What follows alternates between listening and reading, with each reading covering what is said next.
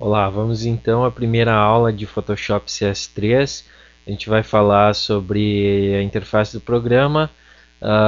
Nós vamos explicar aqui os comandos de menu, nessa primeira linha, a barra de tarefa, ou barra de comando, os espaços de trabalho, as paletas ou painéis e a toolbar ou barra de ferramentas.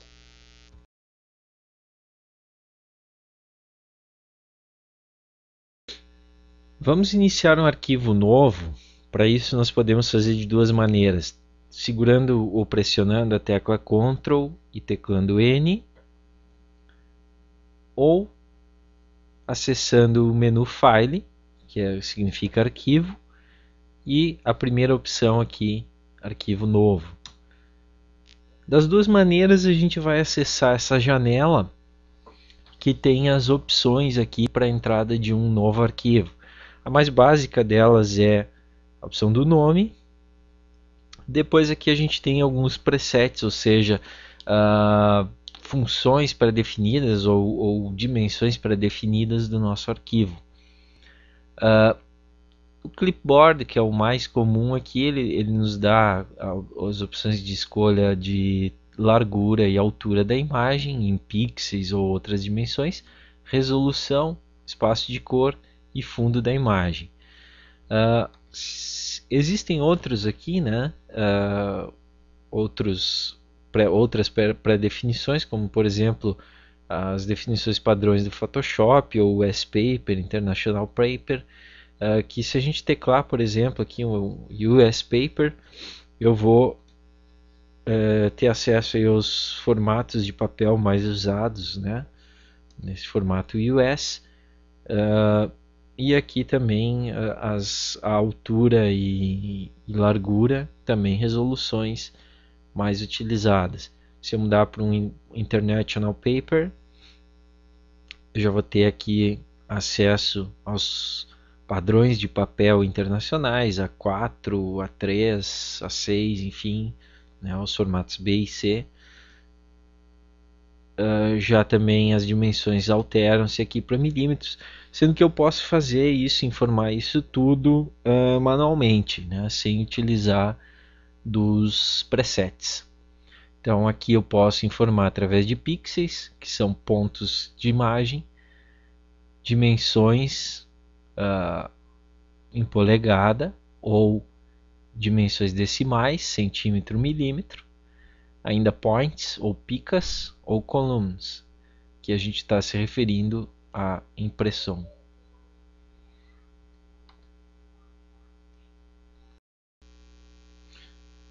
Muito bem, nós vamos alterar do International Paper aqui para padrão customizado, onde a gente vai então alterar como a gente necessita os padrões da nossa imagem. Então, vamos passar aqui para trabalhar com pixels. Tá? Sempre que a gente vai alterar uma imagem, os tamanhos, resolução, enfim, a gente tem que pensar para qual é o destino que ela vai ter. Se ela vai ser impressa, se ela vai ser web, se ela vai ser usada só para ser visualizada em monitor. Isso vai gerar valores diferentes aqui. Essa imagem que eu vou fazer é uma imagem então que ela é para impressão, mas não é uma imagem muito grande. Vou trabalhar com 1240 por 1200. Aqui a gente consegue ver o tamanho da imagem que vai ficar se eu imprimir com 300 pixels por polegada. Isso é PPI, então é pontos por polegada, ou seja, é o que a impressora realmente vai imprimir de pixels dentro de uma polegada quadrada. Estaria aceitável já 240 pixels por polegada, mas muitas gráficas pedem que seja colocado 300. Então é uma opção aí que se faz, tá? Espaço de cor. Por padrão, o Photoshop vem mostrando sempre o RGB Color como padrão de cor.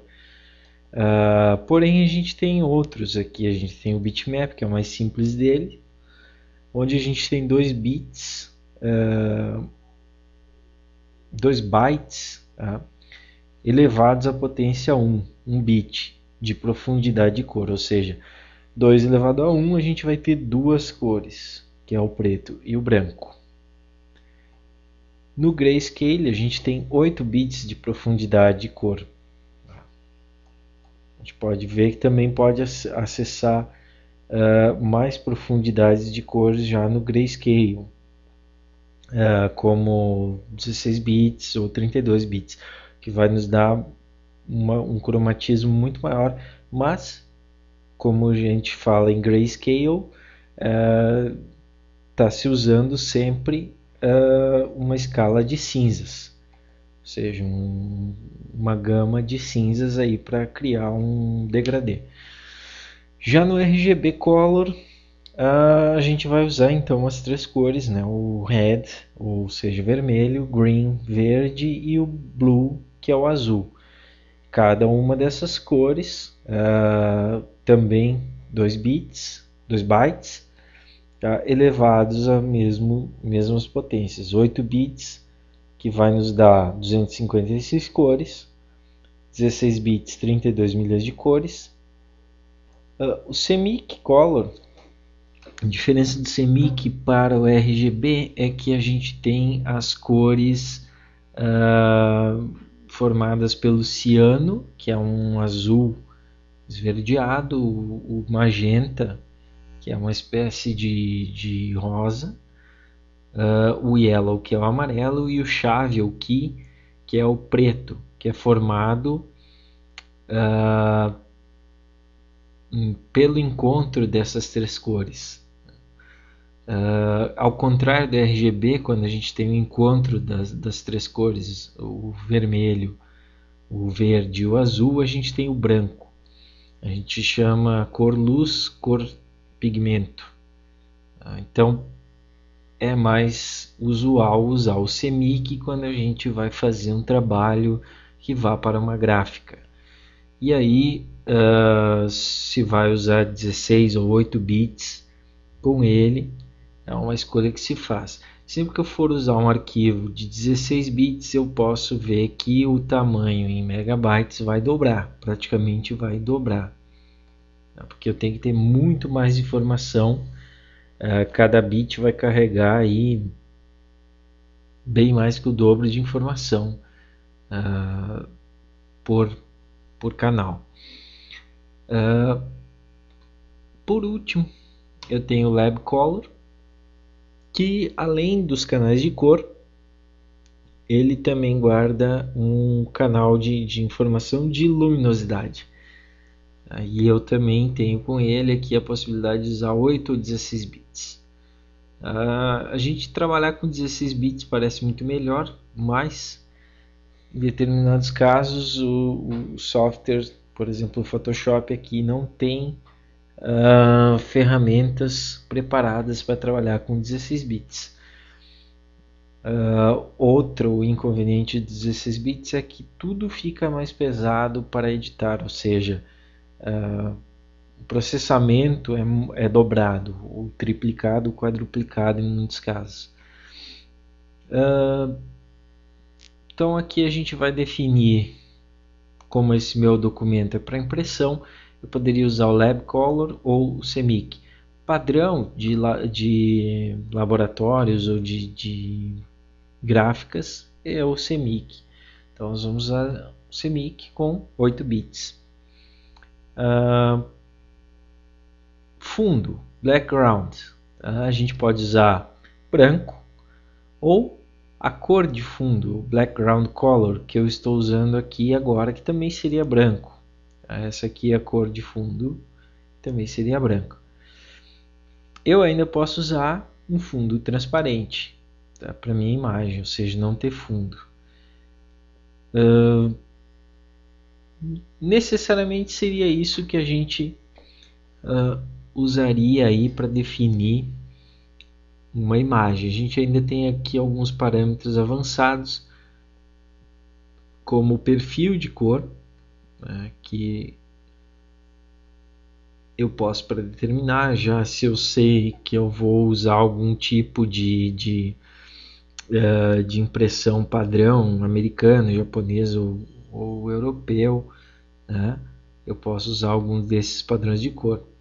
E também aqui a taxa de aspecto aí dos pixels. Se eu vou usar, por exemplo, para DVD, padrão de tela NTSC, vou criar algum menu de tela para algum software aí, eu posso usar ou deixar aqui os pixels formato quadrado. Então, basicamente seria isso. Está definido aqui o meu primeiro arquivo, vou dar OK e ele vai então aparecer aqui na tela em branco, porque eu estou iniciando então a minha imagem.